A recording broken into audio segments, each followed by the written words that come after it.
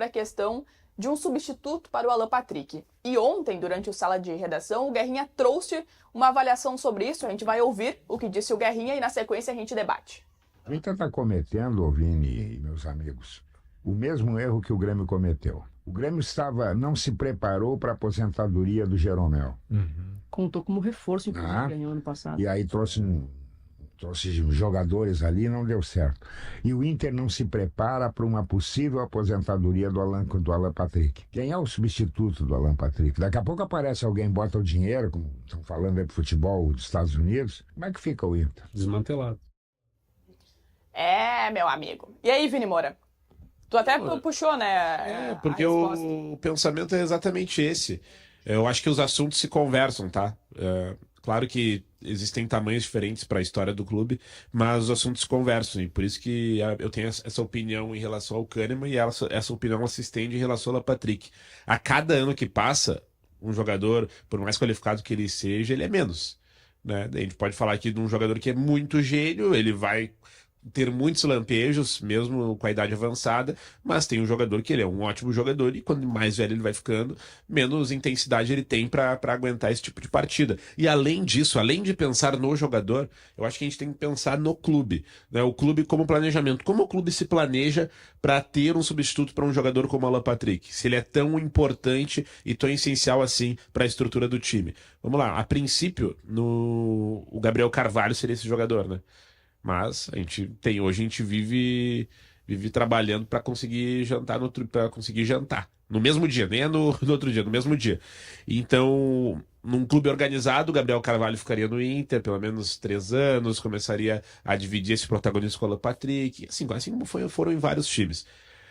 Mas a partir de agora, e eu acho que ficou claro com o cansaço físico do Alan Patrick no primeiro semestre, que o Inter não pode acreditar que ano que vem ele vai ficar melhor fisicamente. Ele vai decair mais, ele vai jogar menos, ele vai sentir mais. E a gente tem que entender como a gente vai encontrar esse jogador. O Inter sofreu muito com a saída do D'Alessandro. Demorou para encontrar alguém.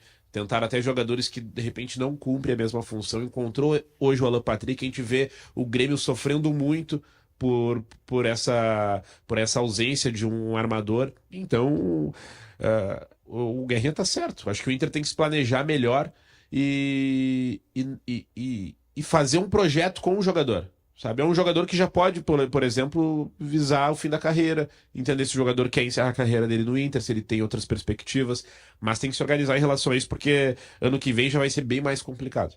Sabe que até a nossa interativa hoje, a gente puxou essas duas pautas, porque as pautas também se conversam com a interativa de hoje, que é sobre Grêmio e Inter lidarem mal com o fim de ciclos de ídolos. E nesse momento, a alternativa mais votada é que ambos lidam mal, com 59%. Só uma questão, o Alan Patrick no Inter considerado ídolo. Não, mas assim... Não, porque o Kahneman é uma coisa, o Alan Patrick... Sim, entendi o que tu quis dizer, mas eu tô falando de grandes jogadores, tipo, de uma referência técnica, nesse caso. É disparado. Não, nesse caso, sim. A grande questão sobre o Alan Patrick é o seguinte, gente, se o Inter conseguir um jogador do nível do Alan Patrick, o desafio do Roger vai ser botar jogar junto. O Inter não vai ter um reserva à altura. O Inter tem que arrumar 2 volantes, tá? Um pro lugar do Fernando, outro pra jogar no lugar do Bruno Henrique, que não tem condição de ser titular mais, e se perder o Vitão vai ter que achar um zagueiro.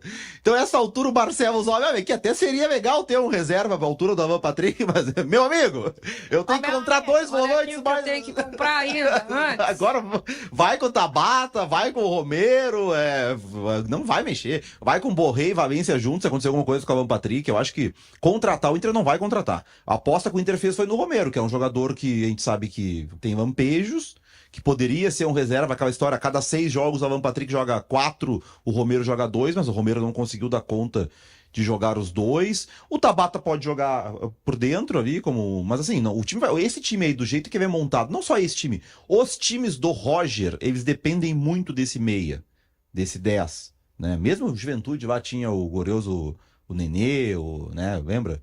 Então, assim, depende desse jogador. Essa característica é muito importante no jogo dele. E nos grandes jogos vai ser o Alan Patrick. Quando não tiver, ele vai mudar. Acho que ele vai em alguns momentos jogar com um volante ali, com 3 volantes, como ele já fez. E vai ser isso aí. O Inter não vai trazer um jogador mais para essa função. Tentou o Romero, não deu certo.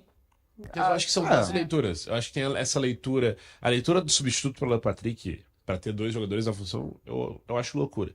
Agora, a outra leitura é a do planejamento para que o Inter consiga não estar anos dependendo de um jogador que não vai conseguir render o que a gente espera.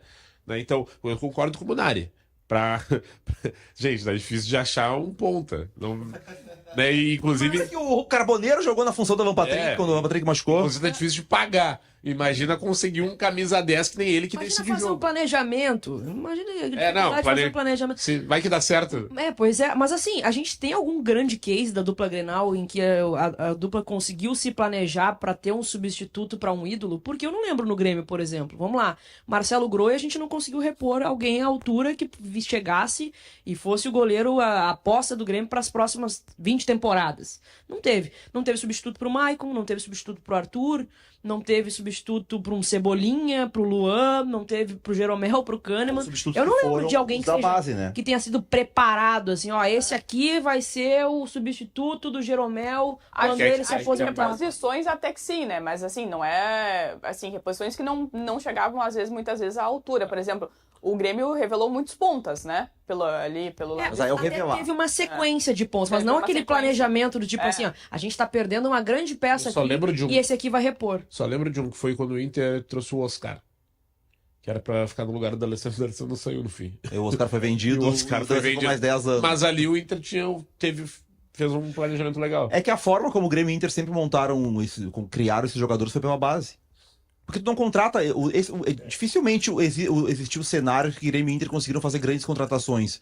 Então, se for pegar esses caras que a Keck citou aí, eles não chegaram como grandes contratações. O Jeromel. O Jeromel não foi um super zagueiro que o Grêmio buscou. Foi um zagueiro que o Grêmio buscou lá no futebol alemão. Tava na Espanha na época. Tava na Alemanha, né? Acho que depois ele tava no Mallorca. Mas era um time menor da Espanha, chegou aqui e estourou. E é muito difícil fazer a grande contratação aqui. Né? Então, quando o cara atingiu esse patamar, o Kahneman chegou do Atlas do México. O Kahneman na Libertadores, que o São Lourenço é campeão, era reserva. 2014, né? Aí vai pro Atlas, vem pro Grêmio. Então o Grêmio não vai agora, o substituto do Kahneman vai ser um zagueiro argentino afirmado. Não, provavelmente vai ter que ser um cara não tão conhecido que com o tempo ele vire um Kahneman. Porque a realidade financeira é essa, né? É difícil fazer grandes investimentos. O Jonathan Schmidt até comentou algo que foi trazido pelo Vini, que o Inter formou o substituto do Alan Patrick e teve que vender, que o Gabriel Carvalho era para ser esse cara. E, enfim, né, pelo valor e também pela necessidade do clube acabou aí a vendendo. gente entra, sabe onde a gente vai entrar? Porque hoje em dia aqui no futebol gaúcho sempre vai para esse assunto. Se o Inter fosse um clube saudável financeiramente, bem organizado, bem estruturado, o Gabriel Carvalho poderia ser mantido. Poderia, de repente, num cenário, não querer vender o Gabriel Carvalho. Mas hoje, se chegar alguém com uma mão, uma melancia, um saco de arroz, ele consegue comprar pessoas ainda mais no Inter. contexto do ano passado, que o Inter precisava assegurar, né, os seus principais jogadores e viu no Gabriel Carvalho uma grande oportunidade disso. É isso aí.